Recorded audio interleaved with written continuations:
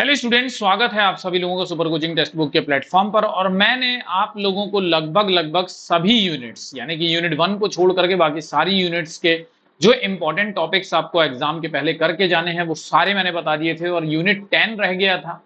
Unit 1 के लिए मैंने आपसे कहा कि उसमें बिल्कुल भी तय कर पाना बहुत मुश्किल है कि आप कौन से टॉपिक्स पढ़ें। यूनिट 1 आपको पूरा करके जाना चाहिए और यूनिट 2 भी आपको पूरा करके जाना चाहिए। यूनिट 2 का भी एक एक टॉपिक इंपॉर्टेंट है। तो यूनिट 3 से लेकर के यूनिट 10, मतलब यूनिट 10 में आज कवर करा दूंगा, आप लोगों को बता दूंगा कि कौन कौन से टॉपिक्स आप लोग करके जाइए, तो वो इंपॉर्टेंट। अब इसका मतलब ये नहीं है कि केवल वही टॉपिक्स आप करके जाएंगे। भाई सारे के सारे टॉपिक्स करके जाना है, लेकिन अगर आपके पास समय कम है, आपको लगता है कि मैं बाकी के टॉपिक्स में टाइम वेस्ट ना करूं, तो वो टॉपिक्स आप करके जाएंगे तो मुझे लगता है कि 100% ऑफ क्वेश्चंस उसी टॉपिक से आ जाएंगे। चलिए देख लेते हैं। यूनिट 10 जो है वो आपका कल्चर एंड सिंबॉलिक ट्रांसफॉर्मेशन है, और उसमें जो टॉपिक्स मैं आपको बताने वाला हूं, जो इंपॉर्टेंट टॉपिक्स, वो केवल एक मेरा इंटेलिजेंट गैस है स्टूडेंट्स, ठीक है।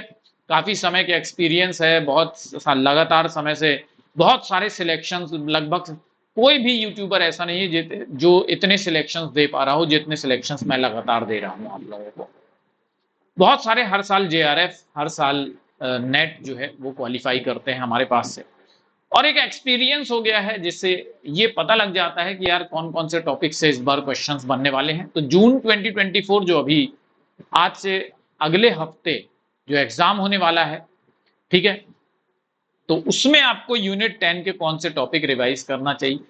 तो सबसे पहला टॉपिक साइन एंड सिंबल है, तो ये बहुत इंपॉर्टेंट टॉपिक है, लगातार इस पे सवाल आ रहे हैं। और अब रिचुअल बिलीफ्स एंड प्रैक्टिसेस पे भी सवाल बनने लगे हैं, तो ये भी बहुत इंपॉर्टेंट है। मैं पहले की तरह हाईलाइट कर देता हूं, जिससे कि हाईलाइट किया हुआ आप लोगों को लगता है कि वो इंपॉर्टेंट है। जो इंपॉर्टेंट नहीं है उसको मैं हाईलाइट नहीं करूंगा।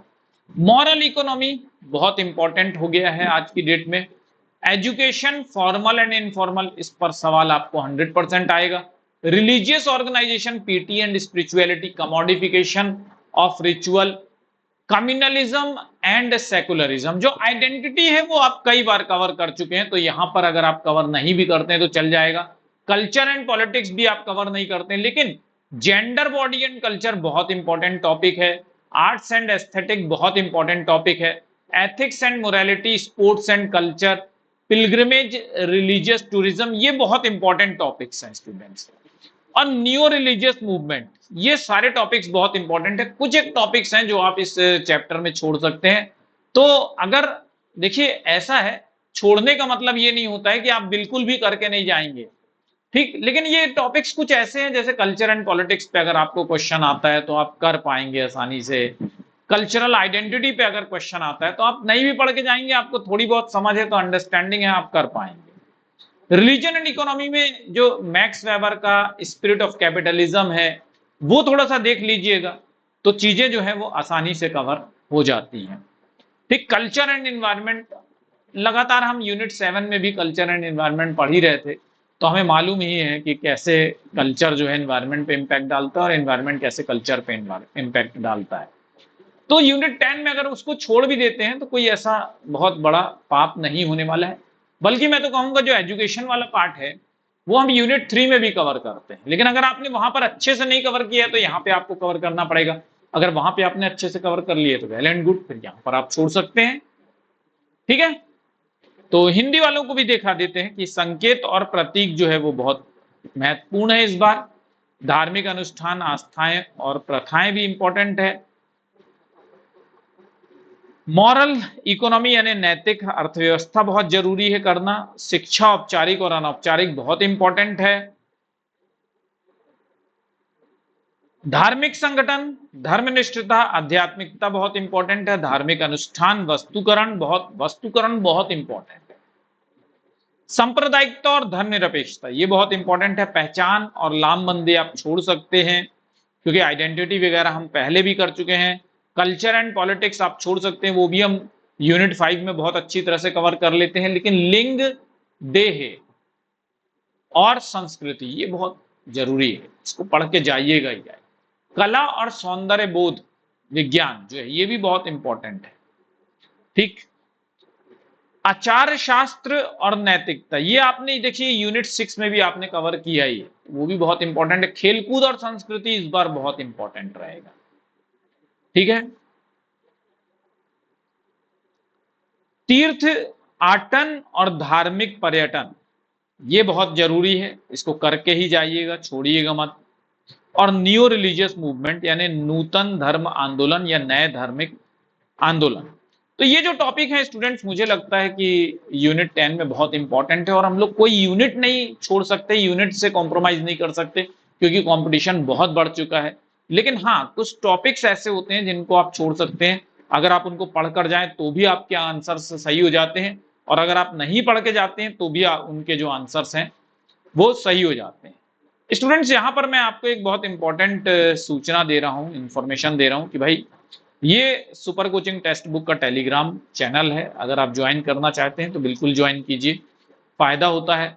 और ₹1 में अभी आपको 5 OMR बेस्ड मॉक टेस्ट मिल रहा है, ठीक, जून 2024 एग्जाम के लिए। तो ₹1 में कुछ नहीं आता है, लेकिन सुपर कोचिंग टेक्स्ट बुक आपके लिए 5 मॉक टेस्ट लेकर के आया है, ज्वाइन कर लीजिएगा। और जितने बच्चे सीरियस हैं अभी से दिसंबर के लिए, वो ध्यान दें। अगर आप सोशियोलॉजी को बहुत आसान तरीके से पढ़ना चाहते हैं तो यहां वहां भटकने की जरूरत नहीं है, कॉम्प्रोमाइज करने की जरूरत नहीं है, क्योंकि फीस भी उतनी ज्यादा नहीं होती है, समझ गए। आप लोग कॉम्प्रोमाइज के चक्कर में फिर बाद में ज्वाइन करते हैं, फिर दिक्कत होती है। इसीलिए अभी अगर आप ज्वाइन कर लेते हैं, दिसंबर 2024 का बैच जो है वो हमारी तरफ से स्टार्ट हो गया है, बहुत सारे स्टूडेंट्स ने एनरोल भी कर लिया है। मुझे उम्मीद है कि आप लोग भी जल्दी से जल्दी एनरोल कर लेंगे, और बहुत समय बर्बाद मत कीजिए, यूनिट 1 स्टार्ट हो चुका है। एक स्ट्रॉन्ग बेस होना जेआरएफ के लिए आज बहुत जरूरी हो गया है, और मैं बता रहा हूं इस बार से ज्यादा कंपटीशन नेक्स्ट टाइम रहेगा, क्योंकि इस बार आपको पता ही है कि भाई पीएचडी के लिए आपको यहीं पर अलॉटमेंट हो जाएगा इसी एग्जामिनेशन से, तो ये एक एडवांटेज होगा, है ना। बहुत सारे एग्जाम्स आपका यहीं से क्वालिफाई होने वाला है। तो दिसंबर 2024 का बैच जो है ज्वाइन कर लीजिए। और अगर आप व्हाट्सएप ग्रुप का हिस्सा बनना चाहते हैं तो व्हाट्सएप ग्रुप 7838517884, ये मेरा व्हाट्सएप नंबर है, इस पे कॉल मत कीजिएगा, अपना नाम और प्लेस भेज दीजिएगा, ठीक है, और लिख दीजिएगा कि व्हाट्सएप ग्रुप ज्वाइन करा दीजिए सर, या I want to join WhatsApp group, तो मैं आपको व्हाट्सएप ग्रुप ज्वाइन करा देता हूं, लेकिन नाम और प्लेस जरूर से लिखिएगा। पेपर 1 की क्लासेस नहीं करते हैं तो करना शुरू कर दीजिए, क्योंकि पेपर 1 की क्लासेस के बगैर जेआरएफ बहुत मुश्किल हो जाता है। पेपर 1 में भी स्कोर बनना बहुत जरूरी है, और इस पेपर 1 में स्कोर तभी बनता है जब आप शुरू से तैयारी करते हैं, लगातार तैयारी करते हैं, तो एक अच्छा आउटपुट आपका निकलता है। ठीक है students, thank you very much, और मुझे पूरी उम्मीद है कि आप लोग मुझे अच्छी तरह से फॉलो कर रहे होंगे और आप लोगों को बहुत सारा फायदा भी पहुंच रहा होगा। इस सैटरडे को मैं एक बहुत इंपॉर्टेंट सेशन लेकर के आने वाला हूं, जिसमें मैं 200 प्लस क्वेश्चंस आप लोगों को कराऊंगा, उसको जरूर से अटेंड कीजिएगा, बहुत फायदा होगा उससे। Thank you very much, all the best, bye bye.